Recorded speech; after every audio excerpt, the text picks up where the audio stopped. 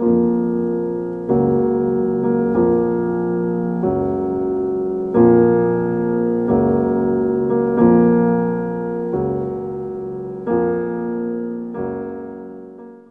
March 16, 2018 ಬೆಳಿಗ್ಗೆ 9 ಗಂಟೆ ಮುಂಬೈನ ಗ್ರ್ಯಾಂಡ್ ರೋಡ್ನಲ್ಲಿ 28 ವರ್ಷದ ಕೀರ್ತಿ ವ್ಯಾಸ್ ಅವರ ಮನೆ. ಕೀರ್ತಿ ಎಂದಿನಂತೆ ಆ ದಿನನೂ ಅಂಧೇರಿಯಲ್ಲಿರೋ ಬಿ ಬ್ಲಾಂಡ್ ಸಲೂನ್ ಆಫೀಸ್ಗೆ ಹೊರಡ್ತಾರೆ. ಮನೇಲಿದ್ದ ಕೀರ್ತಿ ಅಮ್ಮನ್ಗೆ ವೈಫೈ ಪಾಸ್ವರ್ಡ್ ಬೇಕಾಗಿರುತ್ತೆ. ಆದ್ರಿಂದ ಮಗಳಿಗೆ ಸುಮಾರು 11:30ಕ್ಕೆ ಫೋನ್ ಕಾಲ್ ಮಾಡ್ತಾರೆ. But Keerthi phone switch off ಆಗಿರುತ್ತೆ. ಮೋಸ್ಟ್ಲಿ ವರ್ಕ್ ಪ್ಲೇಸ್ ನಲ್ಲಿ ಮಗಳು ಬ್ಯುಸಿ ಇರ್ಬೋದು ಅಂತ ಮತ್ತೆ ಅವರು ಆಕೆಗೆ ಕಾಲ್ ಮಾಡೋದಿಲ್ಲ. ಸಾಯಂಕಾಲ ಆಗುತ್ತೆ. ವರ್ಕಿಂಗ್ ಅವರ್ಸ್ ಮುಗಿದ ಮೇಲೆ ಮನೆಗೆ ಹೋಗ್ತಿದ್ದ ಕೀರ್ತಿ ಅಂದು ಮನೆಗೆ ಹೋಗೋದಿಲ್ಲ.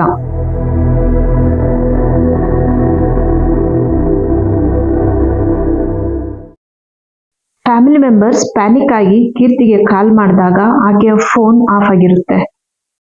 ಕೀರ್ತಿ ಫ್ರೆಂಡ್ಸ್ಗೆ ಕಾಲ್ ಮಾಡಿ ಮಗಳ ಬಗ್ಗೆ ವಿಚಾರಿಸ್ತಾರೆ. ಆದ್ರೆ ಏನು ಕ್ಲೂ ಸಿಗೋದೇ ಇಲ್ಲ.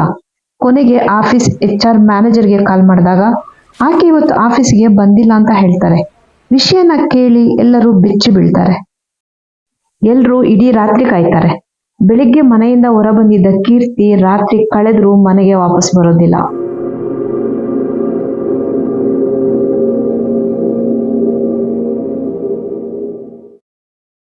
ನೆಕ್ಸ್ಟ್ ಡೇ ಕೀರ್ತಿ ಪೇರೆಂಟ್ಸು ಮತ್ತೆ ಆಕೆಯ ಫ್ರೆಂಡ್ಸ್ ಹಾಗೂ ಆಕೆ ಆಫೀಸ್ನಲ್ಲಿ ಕೆಲಸ ಮಾಡ್ತಿದ್ದ ಕೊಲೀಗ್ ಒಬ್ರು ಸಿದ್ದೇಶ್ ತಮನ್ಕರ್, ಇವರು ಇಷ್ಟು ಜನ ಹೋಗಿ DB ಮಾರ್ಗ್ ಪೊಲೀಸ್ ಸ್ಟೇಷನ್ ಅಲ್ಲಿ ಮಿಸ್ಸಿಂಗ್ ಕಂಪ್ಲೇಂಟ್ ಕೊಡ್ತಾರೆ. ಖುಷಿ ಶಾಜ್ವಾನಿ ಹಾಗೂ ಕೀರ್ತಿ ಒಂದೇ ಆಫೀಸ್ನಲ್ಲಿ ಕೆಲಸ ಮಾಡ್ತಿದ್ರು. ಇಬ್ರು ಫ್ರೆಂಡ್ಸ್. ಸೋಷಿಯಲ್ ಮೀಡಿಯಾದಲ್ಲಿ ಶಾಜ್ವಾನಿ ಫ್ರೆಂಡ್ ಕೀರ್ತಿ ಮಿಸ್ಸಿಂಗ್ ಹೆಲ್ಪ್ ಮಾಡಿ ಅಂತ ಪೋಸ್ಟ್ ಮಾಡ್ತಾರೆ.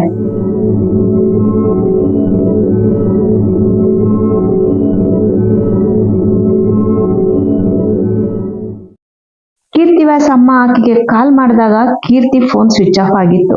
ಆಫೀಸ್ಗೂ ಸಹ ಹೋಗಿಲ್ಲ. ಸಾಯಂಕಾಲ ಮನೆಗೂ ಹೋಗ್ಲಿಲ್ಲ. ಹಾಗಿದ್ರೆ ಕೀರ್ತಿಗೆ ಏನಾಯ್ತಾ ದಿನ?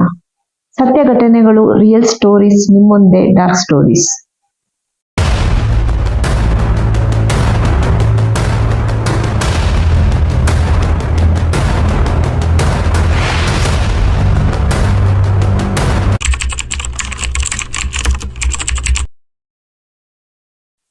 ಕೀರ್ತಿ ವ್ಯಾಸ್ ಮಿಸ್ಸಿಂಗ್ ಕೇಸ್ ಏಪ್ರಿಲ್ನಲ್ಲಿ DB ಮಾರ್ಗ್ ಪೊಲೀಸ್ ಸ್ಟೇಷನ್ ನಿಂದ ಕ್ರೈಮ್ ಬ್ರಾಂಚ್ಗೆ ಟ್ರಾನ್ಸ್ಫರ್ ಆಗುತ್ತೆ.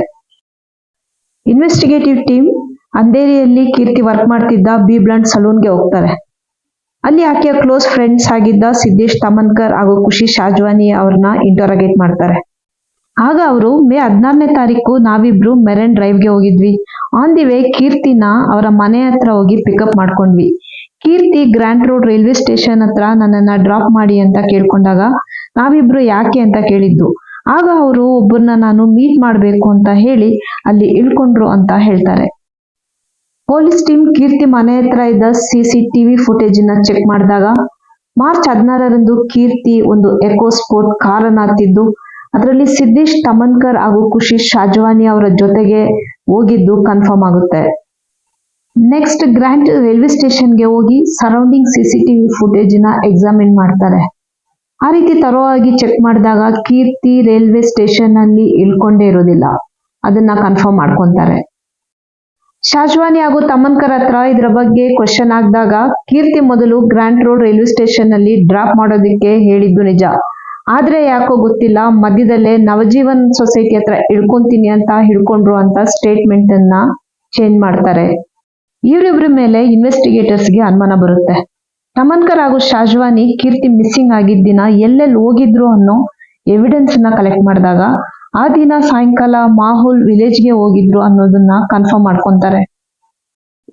ಮೇ 4ನೇ ತಾರೀಕು ಕ್ರೈಮ್ ಬ್ರಾಂಚ್ ಟೀಮ್ ತಮನ್ಕರ್ ಹಾಗೂ ಶಾಜ್ವಾನಿ ವಿರುದ್ಧ FIR ಫೈಲ್ ಮಾಡಿ ಶಾಜ್ವಾನಿ ಕಾರನ್ನ ಸೀಸ್ ಮಾಡಿ ಕಾರನ್ನ ಕಂಪ್ಲೀಟ್ ಆಗಿ ಚೆಕ್ ಮಾಡಿದಾಗ ಕಾರ್ ಮೇಲೆ ಕೆಲವು ಬ್ಲಡ್ ಡ್ರಾಪ್ಸ್ಗಳು ಕಾಣಿಸುತ್ತೆ.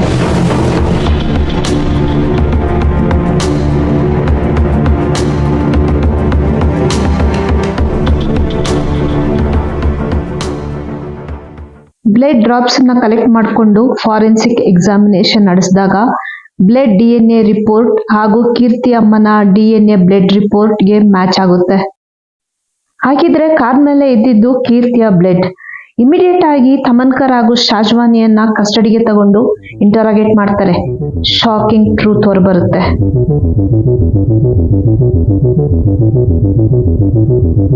ಬಿ ಬ್ಲಾಂಡ್ ಸಲೂನ್ ನಲ್ಲಿ ಕೀರ್ತಿ ವ್ಯಾಸ್ ಫಿನಾನ್ಸ್ ಮ್ಯಾನೇಜರ್ ಆಗಿದ್ರೆ ಸಿದ್ದೇಶ್ ತಮನ್ಕರ್ ಅಕೌಂಟ್ ಎಕ್ಸಿಕ್ಯೂಟಿವ್ ಆಗಿ ಕೆಲಸ ಮಾಡ್ತಾ ಇರ್ತಾರೆ.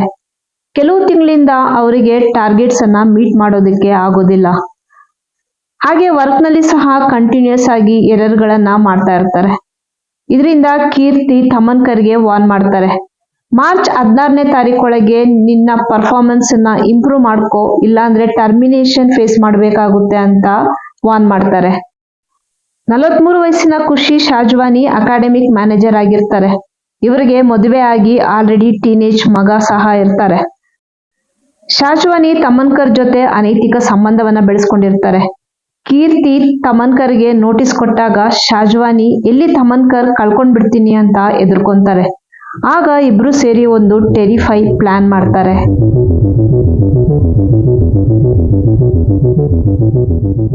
ಪ್ಲಾನ್ ಪ್ರಕಾರ ಕೀರ್ತಿನ ಆಕೆ ಮನೆಯಿಂದ ಪಿಕಪ್ ಮಾಡಿಕೊಂಡು ಹೋಗೋ ದಾರಿಯಲ್ಲಿ ಶಾಜ್ವಾನಿ ತಮನ್ಕರನ್ನ ಟರ್ಮಿನೇಟ್ ಮಾಡಬೇಡ ಅಂತ ಕೀರ್ತಿಗೆ ಹೇಳ್ತಾರೆ. ತಮನ್ಕರ್ ಸಹ ನನಗೆ ಸ್ವಲ್ಪ ಟೈಮ್ ಕೊಡು, ನನ್ನ ಮಿಸ್ಟೇಕ್ಸ್ ಅನ್ನ ಸರಿ ಮಾಡ್ಕೊಂತೀನಿ ಅಂತ ಕೀರ್ತಿಗೆ ಹೇಳಿದಾಗ ಕೀರ್ತಿ ಇವೆಲ್ಲ ಆಫೀಸ್ ಮೀಟಿಂಗ್ ನಲ್ಲಿ ಡಿಸೈಡ್ ಆಗುತ್ತೆ ಅಂತ ಹೇಳ್ತಾರೆ. ಸಿಟ್ಟಾದ ತಮನ್ಕರ್ ಹಾಗೂ ಶಾಜ್ವಾನಿ ಕೀರ್ತಿ ಜೊತೆ ಫೈಟ್ ಮಾಡೋದಕ್ಕೆ ಸ್ಟಾರ್ಟ್ ಮಾಡ್ತಾರೆ. ಫೈಟ್ ಮಾಡ್ತಾ ಮಾಡ್ತಾ ಕೀರ್ತಿಯ ಕುತ್ತಿಗೆಗೆ ಕೈ ಹಾಕಿ ಆಕೆ ಉಸಿರುಗಟ್ಟೋವರೆಗೂ ಇಸುಕ್ತಾರೆ. ಕೀರ್ತಿ ಉಸಿರುಗಟ್ಟಿ ಜೀವ ಬಿಡ್ತಾರೆ. ಖುಷಿ ಕಾರನ್ನ ತಾನು ವಾಸ ಮಾಡ್ತಿದ್ದ Santacruz West height rice parking ಏರಿಯಾದಲ್ಲಿ ಪಾರ್ಕ್ ಮಾಡ್ತಾರೆ. ಅಲ್ಲಿಂದ ಶಾಜ್ವಾನಿ ಹಾಗೂ ತಮನ್ಕರ್ ಆಫೀಸ್ಗೆ ಹೋಗ್ತಾರೆ. ಸುಮಾರು 7 ಗಂಟೆಗಳ ಕಾಲ ಕೀರ್ತಿ ಬಾಡಿ ಕಾರ್ನಲ್ಲೇ ಇರುತ್ತೆ. ಸಾಯಂಕಾಲ 6:30ಕ್ಕೆ ಇಬ್ರು ಸ್ಯಾಂತಾಕ್ರೂಸ್ಗೆ ಬಂದು ಕಾರ್ ಪಾರ್ಕಿಂಗ್ ಏರಿಯಾದಿಂದ ಕಾರನ್ನ ತೆಗಿತಾರೆ. ಅಲ್ಲಿಂದ ಮಾಹೋಲ್ ಪೋರ್ಟ್ ಟ್ರಸ್ಟ್ ಏರಿಯಾದಲ್ಲಿ ಕೀರ್ತಿ ಬಾಡಿನ ರಾಘೋಜಿ ಬ್ರಿಡ್ಜ್ ಕೆಳಗೆ ತೊರೆಯಲ್ಲಿ ಡಿಸ್ಪೋಸ್ ಮಾಡ್ತಾರೆ. ತಾವು ಕೊಲೆ ಮಾಡಿದ್ದನ್ನ ತಮನ್ಕರ್ ಹಾಗೂ ಶಾಜ್ವಾನಿ ಒಪ್ಕೊಂತಾರೆ. ಕ್ರೈಮ್ ಬ್ರಾಂಚ್ ಟೀಮ್ ಕೀರ್ತಿ ವ್ಯಾಸ್ ಬಾಡಿನ ಡ್ರೋನ್ ಹೆಲ್ಪ್ ನಿಂದ ಹುಡುಕ್ತಾರೆ. ಪೊದೆಗಳಿರೋದ್ರಿಂದ ಬಾಡಿ ಸಿಗೋದಿಲ್ಲ. ಮಾಹೋಲ್ ವಿಲೇಜಿನ ಮೀನುಗಾರರೊಬ್ರು ಹೇಳ್ತಾರೆ, ಇಲ್ಲಿ ನರಿಗಳು ತುಂಬಾ ಇದೆ, ಅನೇಕ ಶವಗಳನ್ನ ಎಳೆದುಕೊಂಡು ಹೋಗಿದೆ, ಆ ರೀತಿ ಹುಡುಗಿಯ ಶವವನ್ನ ಎಳ್ಕೊಂಡು ಹೋಗಿರ್ಬೋದು ಅಂತ ಹೇಳ್ತಾರೆ. ಮೇ 24ನೇ ತಾರೀಕು ಶಾಜ್ವಾನಿ ಹಾಗೂ ತಮನ್ಕರ್ ಅರೆಸ್ಟ್ ಆಗ್ತಾರೆ. ಶಾಜ್ವಾನಿಗೆ ಜುಲೈ 2021ರಲ್ಲಿ ಬೇಲ್ ಸಿಗುತ್ತೆ. ಆದ್ರೆ ತಮನ್ಕರ್ಗೆ ಮಲ್ಟಿಪಲ್ ಟೈಮ್ ಬೇಲ್ ರಿಜೆಕ್ಟ್ ಆಗುತ್ತೆ. ಇನ್ನುವರೆಗೂ ಕೀರ್ತಿ ಬಾಡಿ ಸಿಕ್ಕಿಲ್ಲ. ಬೆನ್ನಿಂದನೇ ಚೂರಿ ಹಾಕೋಂತ ಮನುಷ್ಯರಿಗೆ ಏನ್ ಹೇಳ್ಬೇಕು? ವೀಕ್ಷಕರೇ, ನಿಮ್ಮ ಥಾಟ್ಸ್ ಅನಿಸಿಕೆ ಕಮೆಂಟ್ ಸೆಕ್ಷನ್ ನಲ್ಲಿ ತಿಳಿಸಿ. ಲೈಕ್ ಮಾಡೋದನ್ನ ಮರಿಬೇಡಿ. ವಿಡಿಯೋನ ಫ್ರೆಂಡ್ಸ್ ಹಾಗೂ ರಿಲೇಟಿವ್ಸ್ಗೆ ಶೇರ್ ಮಾಡಿ. ರಿಯಲ್ ಸ್ಟೋರೀಸ್ಗಾಗಿ ಡಾರ್ಕ್ ಸ್ಟೋರೀಸ್ಗೆ ಸಬ್ಸ್ಕ್ರೈಬ್ ಮಾಡಿ. ಸಪೋರ್ಟ್ ಮಾಡಿ. Thank you.